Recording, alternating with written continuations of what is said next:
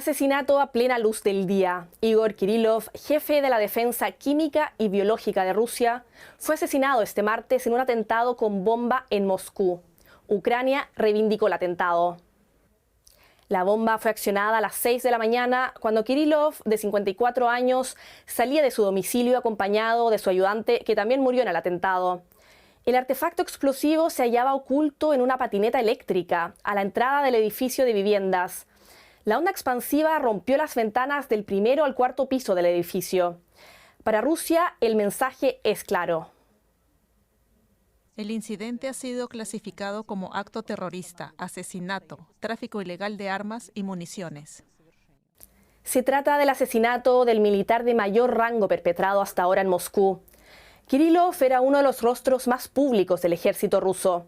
Incluso había recibido el título de Héroe de Rusia del Trabajo. Solía dar comparecencias de prensa como la que tenía prevista para el día de hoy, martes.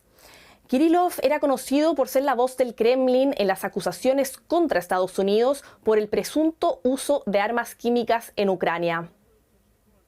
Se trata del segundo asesinato en menos de una semana. Hace unos días murió tiroteado en un bosque de Moscú el mayor experto ruso en misiles, Mikhail Shatsky. Mucho para analizar. Muchas gracias, Alexandra, por estar con nosotros. Días agitados en Moscú, victorias para Ucrania. Queremos analizarlo contigo. Ahí te vemos en pantalla. Experta en relaciones internacionales, Alexandra Sitenko. Muchas gracias por acompañarnos, por hacerte el tiempo. En primer lugar, Alexandra, ¿por qué Kirillov? Sabemos que es uno de los altos rangos en el ejército ruso, pero ¿por qué precisamente él?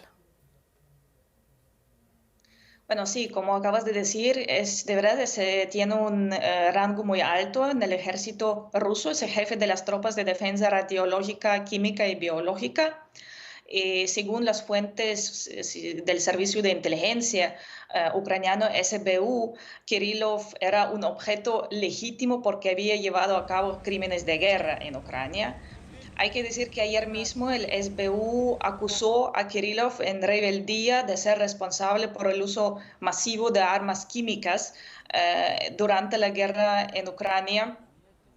Y también los Estados Unidos habían afirmado que Rusia utilizó esas armas en varias ocasiones bajo la dirección de Kirillov. O sea, puede ser una de las razones por qué Kirillov mismo afirmó en octubre que Ucrania estaba preparando una provocación para acusar a Moscú de utilizar armas químicas. Y según las fuentes rusas, Kirillov estaba investigando la existencia y el trabajo de los supuestos laboratorios químicos en Ucrania. Y Alexandra, ¿qué más sabemos del atentado, del ataque de hoy, día martes en la madrugada? ¿Hay detalles de cómo se llevó a cabo? Pues como ya se había mencionado en el informe, según las primeras investigaciones, el explosivo estaba colocado en un scooter, un patinete que estaba situado cerca de la casa del general, cerca de la entrada de su casa, y fue detonado a distancia cuando Kirillov y su asistente salían de la casa. Es lo que sabemos hasta el momento.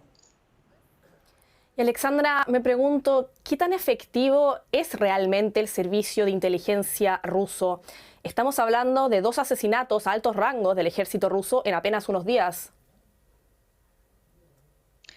Pues mira, es difícil juzgar, o yo no puedo juzgarlo porque no sé cuántos asesinatos planeados se han frustrado desde el comienzo de la guerra o en los últimos meses. Yo supongo que habrán sido algunos. Es que nosotros solo sabemos de los que no fueron frustrados, de los que tuvieron lugar. Y cómo nos encontramos en un punto crítico de esta guerra. Yo creo que el número de intentos, de atentados de ese tipo actualmente está en aumento. ¿Y qué dirías tú? ¿Qué significa esto para el Kremlin? ¿Es esto una burla para el presidente ruso Vladimir Putin? Pues si realmente fue Ucrania lo que dicen las fuentes, también los medios ucranianos, sin duda es un fallo del servicio de inteligencia rusa y así es una vergüenza para Putin también. Porque hay que decir que no se trata de un asesinato de un bloguero militar, como el año pasado, cuando fue asesinado el famoso bloguero Vladimir Tatarsky en un café, sino que se trata de un realmente alto cargo militar responsable incluso por las armas nucleares, que fue eliminado no en el campo de batalla, sino en Moscú, en pleno día. Mm, pero en este momento no tenemos mucha información y yo no descartaría por completo que puede haber otras opciones de cómo se llevó a cabo ese atentado y quién es el responsable. ¿Cómo qué tipo de opciones, por ejemplo? Bueno, no sabemos sobre qué está pasando dentro del ejército ruso, pero bueno, Ucrania tiene razones también para reivindicar este atentado. O sea, es una posibilidad. También sabemos que según las versiones oficiales, según las informaciones que tenemos, en los años pasados Ucrania pudo llevar a cabo atentados en el territorio ruso, entonces no sería una sorpresa. Pero el hecho de que Ucrania reivindique ese ataque tiene que también ver con que Ucrania se encuentra en una difícil situación militar. Y tal vez esos argumentos en parte estén destinados a su propia población para demostrar que Ucrania está en condiciones de llevar a cabo estos atentados en el territorio ruso. El gobierno ucraniano, según mi información, aún no ha hecho comentarios sobre la muerte del general. O sea, Ucrania reivindicó el asesinato durante la madrugada de este martes. Y claro, tú lo mencionabas, la guerra está en un punto muy complicado. ¿Cómo lo evalúas? ¿Marca este asesinato un punto de inflexión en el conflicto, en la guerra en Ucrania? Solo este concreto atentado yo diría que no, porque los asesinatos políticos también forman parte de un acto, sí, del acto de guerra. Entonces yo no concluiría un punto de inflexión solo por eso.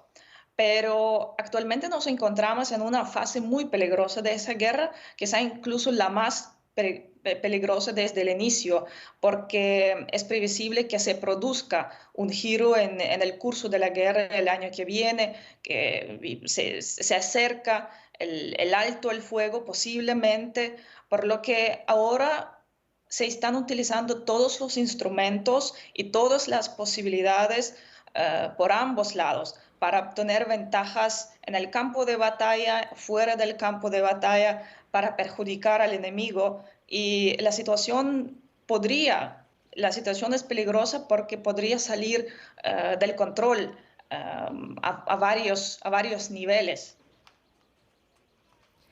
Y Alexandra, hemos visto una amplia cobertura mediática en el lugar de los hechos en Moscú. ¿Qué tan común es eso en Rusia?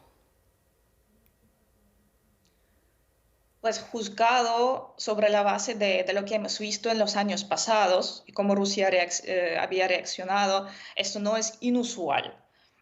Ya en otros casos también hubo cobertura mediática, como en caso del asesinato de Daria Dugina hace 2 años o otra vez el año pasado, asesinato de Vladimir Tatarsky. Son hechos que no se pueden ocultar. Entonces, es mejor tematizarlo de manera que, digamos, que convenga más a las autoridades rusas que tratar de ocultarlos, porque eso no tiene poco sentido.